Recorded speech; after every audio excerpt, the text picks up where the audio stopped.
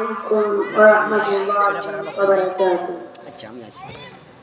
إن الحمد لله وحده والصلاة والسلام على من لا نبي بعده أما بعد সকল প্রশংসা মহান রব্বুল আলামিনের জন্য যিনি আমাদেরকে এই তাফসীরুল কোরআনে বসার তৌফিক দান করেছেন, আমরা কিছু কথা বলার তৌফিক দান করেছেন এবং আপনাদের কিছু শোনার তৌফিক দান করেছেন। সকলে বলেন আলহামদুলিল্লাহ। হাবিব জনাবে মুহাম্মদ রাসূলুল্লাহ তার আখলাকুল পরিচয়ের মাধ্যম দিয়ে আমরা এই মনোরম কোরআনকে পেয়েছি, মনোরম দিনকে পেয়েছি, মনোরম ইসলামকে পেয়েছি। তার জন্য আমরা দুরূদ করি সকলে বলে আল্লাহুম্মা সাল্লি আলা আল্লাহুম্মা বারিক আলাইহি। আমার বক্তব্য বিষয়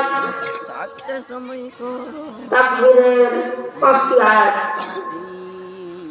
أعوذ بالله من الشيطان الرجيم بسم الله الرحمن الرحيم قل ما سندل الله نسل করছি وإذا السماء كورت যখন সূর্যকে গুটিয়ে দেওয়া হবে, যখন সূর্যকে গুটিয়ে দেওয়া হবে তখন দুনিয়াতে আচ্ছন্ন হয়ে যাবে। যদি সূর্যকে মেরে ঢেকে নেওয়া হয় তাহলে তার দুনিয়াতে অন্ধকার হয়ে যাবে। যদি দুনিয়াতে অন্ধকার হয়ে যায় তাহলে পৃথিবী ৪০ দিন তারা অন্ধকার হয়ে থাকবে।